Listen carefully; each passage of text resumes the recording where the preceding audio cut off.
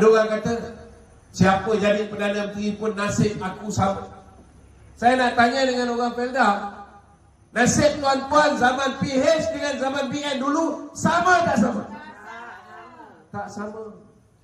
Mereka janji nak lupuskan hutang-hutang lapuk. Betul tak betul? Ada dia buat? Tak ada.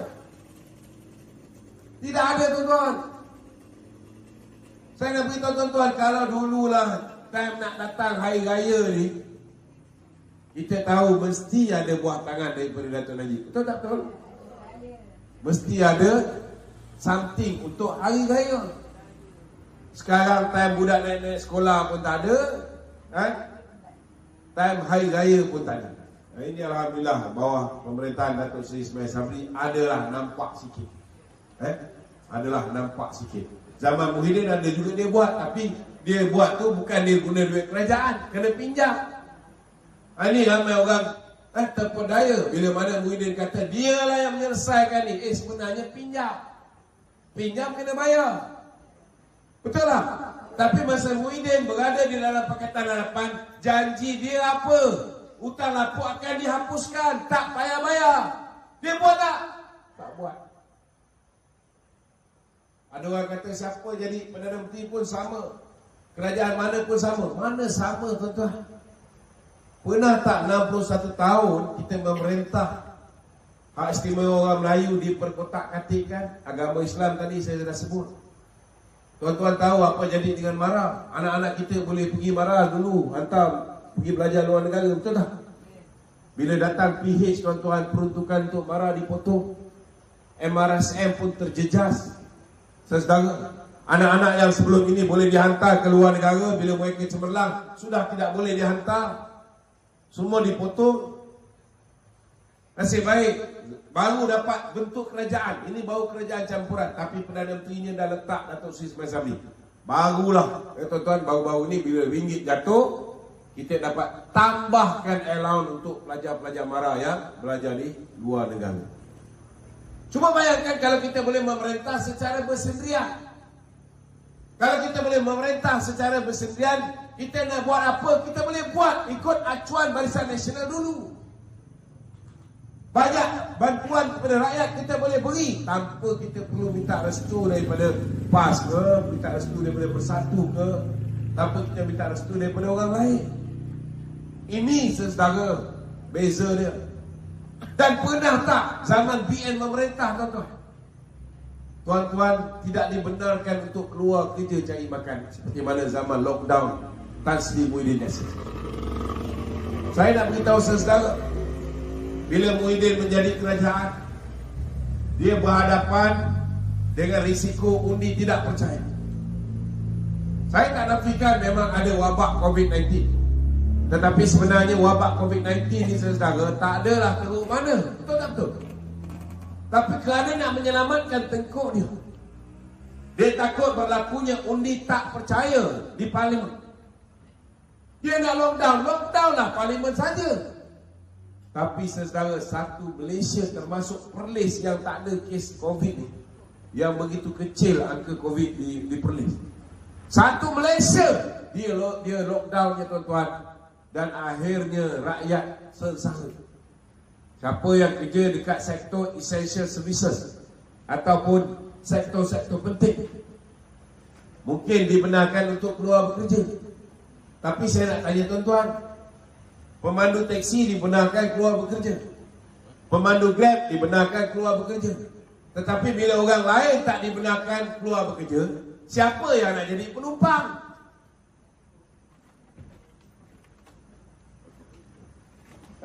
Siapa nak jadi penumpang? Kita ucapkan selamat meninggalkan majlis kepada Datuk Latif Bandi yang akan menghadiri mesyuarat. Dia dah mula hari kempen hari ni tuan-tuan, nak kena jumpa dengan banyak orang, maka kita bagi laluan kepada Dr. Latif. Lepas ni kita akan ada sesi soal jawab. Tuan-tuan boleh tanya apa saja soalan yang tuan-tuan nak tanya kepada saya. Saya pun nak tahu apa orang Felda nak tahu. InsyaAllah kita akan cuba kupas sehabis baik. Jadi saudara, ini keadaan. Bila ada orang Dia ada restoran contohnya. Semasa zaman PKP, sekejap buka, sekejap tutup. Sekejap buka, sekejap tutup. Sekejap diperketatkan, sekejap dilonggarkan. Tuan-tuan, akhirnya apa berlaku saudara? Banyak tuan-tuan, syarikat-syarikat ini mengalami kerugian teruk. Dia punya bisnes down kurang-kurang 40% dan ada yang down sampai 80%. Apa tidaknya kalau restoran dibenarkan buka, tapi orang tak boleh masuk, tak boleh makan dalam kedai. Siapa nak beli makanan, kena beli makan tepi jalan. Itu pun boleh menyebabkan berlaku kemalangan jalan raya. Orang semua duduk tepi jalan. Macam-macam. Tetapi ramai yang dia bukan essential services. Sektor-sektor yang tidak dianggap penting ini tuan-tuan, akhirnya tuan-tuan mereka merana. Yang pasar malam contohnya, bila berlakunya lockdown, modal yang mereka ada untuk buat bisnes digunakan untuk tampung keluarga, untuk beli nasi, beli beras, beli lauk, untuk disajikan bawa tudung saji. Mula-mula tu adalah simpanan, last kali habis juga, betul tak? Bila buka balik, PKP sekejap buka, sekejap tutup. Bila buka, nak meniaga balik, ada modal? Tak ada. Itu yang semua menjerit-jerit bagi kami keluarkan duit KWSP. Mana pernah rakyat meminta tolong, merayu-rayu pada kerajaan, nak keluarkan duit dia sendiri pun susah. Saudara, sebelum tu tak pernah berlaku. Tetapi disebabkan nafsu serakah dia nak kekal sebagai Perdana Menteri, takut kalau dibuka parlimen itu, maka akan berlaku undi tak percaya, dia hilang jawatan Perdana Menteri, diisytiharkan darurat satu negara tuan-tuan. Dan yang kena tanggung ialah rakyat biasa. Saudara, bila dapat duit KWSP pula, mereka pun belilah modal nak mulakan perniagaan balik. Tiba-tiba dah mula berniaga 2-3 hari, lockdown balik semula tuan-tuan. Bila lockdown balik semula, modal yang dia dapat daripada duit KWSP yang dia keluarkan tu, akhirnya dipakai sedikit demi sedikit. Tuan-tuan, akhirnya duit itu pun habis. Bila habis duit itu, kawan-kawan kita nak mulakan perniagaan balik, sudah mula cari along. Bila mula pinjam along ni tuan-tuan, time berniaga jalan cantik, alhamdulillah. Bolehlah bayar tiap-tiap hari, ada yang bayar tiap-tiap minggu. Tetapi bila saudara berniaga dah tak cantik, sekejap lockdown buka, sekejap lockdown tutup, maka akhirnya apa yang berlaku saudara, mereka tak boleh bayar. Bila mereka tak boleh bayar, apa jadi tuan-tuan? Mereka dikejar oleh along-along ini. Dan ada yang tak boleh tahan disimbar cat rumah mereka. Ada yang keluarga, anak bini diancam dan sebagainya. Bila mereka takut, mereka tak tahu nak buat apa, mereka buntu. Ada di antara kita tuan-tuan mengambil keputusan nekat, mereka bunuh diri tuan-tuan. Paling tinggi kadar bunuh diri saudara ialah ketika Muhyiddin menjadi Perdana Menteri. Dan dia ada guts, dia berani kata Datuk Seri Ismail Sabri gagal memerintah dan gagal menjaga ekonomi dengan baik. Cuba tuan-tuan tahu, bapa lockdown negara, orang yang dah diiktiraf satu dunia sebagai pemerintah sebuah kerajaan gagal, dia boleh kata orang lain pula gagal tuan-tuan. Patut ke tak patut? Saudara, saya nak beritahu tuan-tuan, itu sebabnya pilihan raya kali ini sangat penting. Bukan setakat hak istimewa orang Melayu, kedudukan Islam, bukan setakat kedudukan bahasa Melayu sudah terombang-ambing zaman PH, malah kedudukan raja-raja Melayu pun goyang tuan-tuan. Tak pernah dalam sejarah tuan-tuan, ke bawah dulu tuanku yang di Pertuan Agong, baru 2 tahun jadi yang di Pertuan Agong, patut 5 tahun. Lepas 2 tahun tak tahan dengan kerajaan Pakatan Harapan, dia akhirnya mengambil keputusan meletakkan jawatan. Bukan pelabur je lagi, dengan Agong pun lagi tuan-tuan. Saudara, inilah berlaku zaman pemerintahan Mahathir dan Muhyiddin. Itu sebabnya saudara, kita tak boleh biarkan benda ni berulang kembali. Hari ini kita nakkan supaya pilihan raya diadakan segera. Sebab apa? Sebab kita nak pastikan sebelum berlakunya banjir, kita sudah ada sebuah kerajaan yang kuat. Kita sudah ada sebuah kerajaan yang tahu macam mana nak mengatasi masalah banjir. Tahun depan ada satu masalah yang lebih besar. Tahun depan tuan-tuan, kesan daripada perang di antara Ukraine dengan Rusia akan jadi lebih parah. Kesan tu dah ada sekarang. Kenaikan harga petrol, kenaikan harga diesel, kenaikan harga gandum. Sebab gandum ni tuan-tuan, mereka yang banyak produce. Harga barang lain pun tak pasal-pasal naik, tak tentu pasal. Betul tak betul?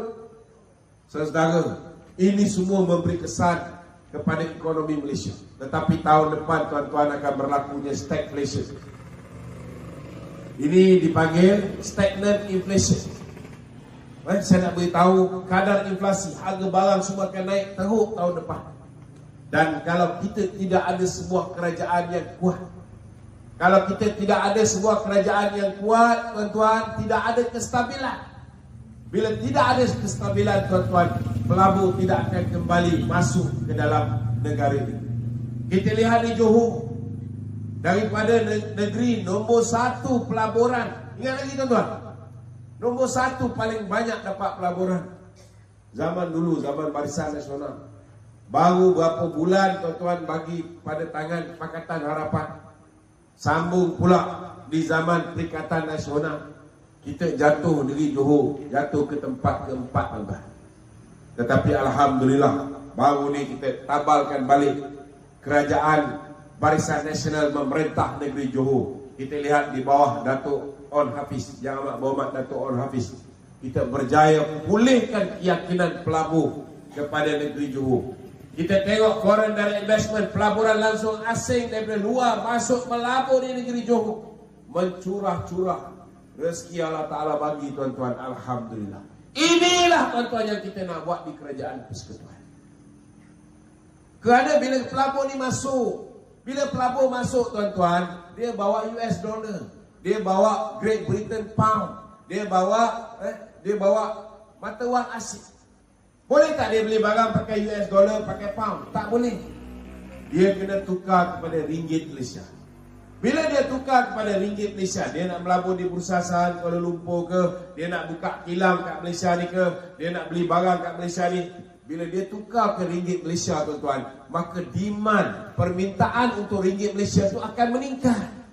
Bila permintaan untuk ringgit Malaysia itu akan meningkat tuan-tuan, penawarannya kurang, tapi orang nak banyak, itu yang akan menyebabkan ringgit kembali mengukuh. Bila ringgit kembali mengukuh tuan-tuan, sekarang ni kita beli barang sebab ringgit rendah. Kita beli barang dulu, kita beli spare part lah, contohnya spare part kereta. Kita beli dengan US dollar. Kalau dulu harganya RM1, lepas ringgit jatuh, dia sudah jadi RM1.50. Faham tak tuan-tuan?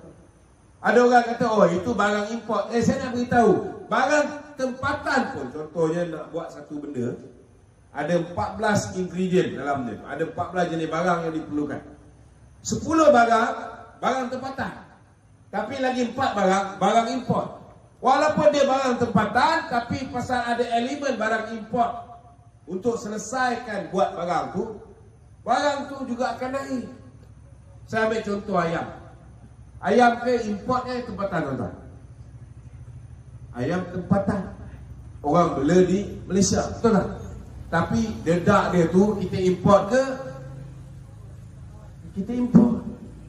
Jadi bila makanan dedak itu pun harga dia naik, harga ayam pun akhirnya naik. Ini kena faham. Dan bila dia orang datang melabur ke negara ini, dia bawa duit tuan-tuan. Bila dia bawa duit, saudara, okey, contohnya lah, dia buka kilang. Ianya akan mewujudkan peluang pekerjaan. Bila ada peluang pekerjaan, ekonomi rakyat akan semakin baik. Kuasa membeli akan semakin baik. Ekonomi akan semakin rancak. Bila ekonomi negara rancak, pertumbuhan ekonomi bagus, pendapatan negara bertambah. Bila pendapatan negara bertambah, kita ada lebihan tunai, kita pulang balik, bantuan untuk rakyat juga akan bertambah. Itu sebabnya perlu kita buat pilihan raya ni segera, tuan-tuan. Tetapi biasalah saudara, bila kita buat pilihan raya, kebetulan presiden kita antara yang dianiaya, sama macam Dr. Latif tadi dengan apa ni, Datuk Latif Bandi. Presiden kita pun kena aniaya juga. Lepas tu diorang pun spin kenyataan presiden. Dia kata kalau kita tak menang, bukan saya kena, Tok Mak Hassan kena, Wi Kasyau kena, Vignes Warren kena. Sebenarnya maksud Datuk Seri Zahid, kalau kita tak menang, Kerajaan Pakatan Harapan yang menang, mereka akan buat balik perangai lama dia. Apa yang dia buat, tuan-tuan? Dia lakukan pendakwaan terpilih. Apa bukti berlakunya pendakwaan terpilih? Kita contoh Presiden punya kes. Presiden kita didakwa sebab apa? Ada kes tak? Tak ada kes. Tapi pasal dia tak ada kes, dia orang wujudkan kes. Sebab apa wujudkan kes? Sebab bila Mahathir panggil dia, yang sepatutnya didakwa hanya Dato' Najib. Tapi disebabkan bila Mahathir panggil dia, suruh dia bubarkan UMNO, dia tak nak. Suruh dia menyertai bersatu, dia tak nak. Dia kata takkan ular lidi nak makan ular sawut. Betul juga. Dia kata kalau saya bubarkan UMNO, Tun, 3.7 juta orang akan pergi kencing saya di kubur saya. Dia kata macam mana pula tu? Yalah, orang-orang ahli UMNO ada 3.7 juta. Kalau mereka ni pergi marah dengan saya, kencing di kubur saya, tak banjir ke kubur saya? Betul juga. Saya nak beritahu tuan-tuan, bila dia tak nak bubarkan UMNO, 10 hari lepas tu, bukan sikit-sikit tuan-tuan, 87 pertuduhan dikenakan ke atas Datuk Zahid. Apa salah dia? Salah dia terima dana politik. Tuan-tuan, di Malaysia ini parti politik ke, ahli politik ke, tak salah, boleh terima dana politik. Parti mana yang tak terima dana politik? Saya nak tanya. Parti Anwar Ibrahim terima dana politik daripada Yahudi, daripada Soros. Saya saksi masih hidup, tuan-tuan. Saya tahu, saya bersama dia dulu. Dia terima dana politik daripada George Soros, penyangat batu wang yang menyerang batu wang kita pada tahun 1997. Dia dapat duit daripada Soros, bangsa Yahudi daripada Amerika. Siapa lagi bagi duit kepada dia? Dia buat program-program kursus perkadiran dan sebagainya. Dia dapat duit daripada Konrad Adenauer, Yayasan Kristian daripada Jerman. Belakang dia siapa? Belakang dia CIA. Saudara, ini nak beritahu, tuan-tuan, tak salah kita boleh ambil dana politik. Itu sebab walaupun dia ambil duit daripada Yahudi, kita tak boleh dakwa dia. Sebab kita ikut buku. Dana politik tak salah. Tapi bila Datuk Zahid dapat dana politik daripada UKSB, Ultra Kirana Sdn Bhd, Datuk Zahid dituduh menerima rasuah. Tetapi Allah Ta'ala tu maha berkuasa, tuan-tuan. Bila dipanggil saksi-saksi pendakwaan tu, bila peguam bela Datuk Zahid bertanya balik, awak ni dah berniaga lama kat Malaysia ni, takkan Datuk Zahid seorang je yang awak pernah bagi dana politik? Dia kata kami bagi dana politik pada ramai orang. Tun Mahathir pun kami pernah bagi 2.6 juta. Kita bagi kepada suami kepada anak saudara dia. Siapa dia? Tan Sri Rahmat, suami kepada Yasmin. Rupa-rupanya Tun Mahathir dapat juga 2.6 juta. Dia duk ratib 2.6 bilion, 2.6 bilion. Last kali angka pun sama, 2.6 juta. Muhyiddin dapat 1.3 juta daripada orang yang sama bagi duit kepada Datuk Zahid. Begitu juga dengan Syafiq Abdal, Hanifah Ahmad. Tapi persoalan dia, hakim yang mengadili kes ini, dia kata nama yang disebut oleh saksi pihak pendakwaan, dia sebut bukan hanya nama Datuk Zahid, dia sebut nama Muhyiddin, dia sebut nama Mahathir, dia sebut nama Syafiq Abdal dan lain-lain. Tapi kenapa Datuk Zahid seorang yang didakwa? Hakim pun dah mula nampak tak betul. Nasib Datuk Zahid baik, tuan-tuan. Hakim tu pula lagi sebulan nak pencen. Jadi bila hakim nak pencen ni, kau nak ugut dia, Kalau kau tak jatuhkan hukuman kat Datuk Zahid, maka kau akan dibuang kerja. Aku lagi sebulan nak kerja, aku peduli apa? Betul tak? Kalau nak sogok, kalau kau jatuhkan hukuman pada Datuk Zahid, aku naikkan kau ke mahkamah di peringkat yang lebih tinggi.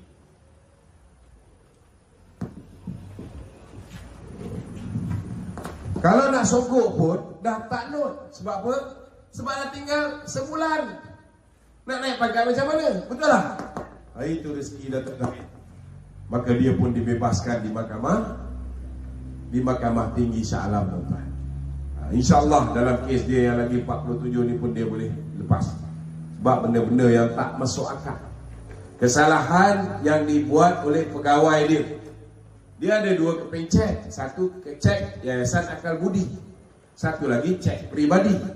Kalau bayar kontraktor yang buat kerja untuk Yayasan Akal Budi, maka sepatutnya pakai cek Yayasan Akal Budi. Betul tak betul? Tapi kalau bayar cek, nak bayar untuk kredit card, sepatutnya pakailah cek peribadi. Betul tak? Sebab manager Mazlina tu dia jaga dua-dua cek. Apa yang berlaku, tuan-tuan? Dia pakai cek Yayasan Akal Budi, bayar kredit card. Tak pasal-pasal Datuk Zahid itu. Dan dalam kes ini, manager Mazlina dalam mahkamah sendiri mengakui memang dia silap. Jadi insya-Allah, tuan-tuan, kes ini pun saya yakin saudara Datuk Zahid akan menang.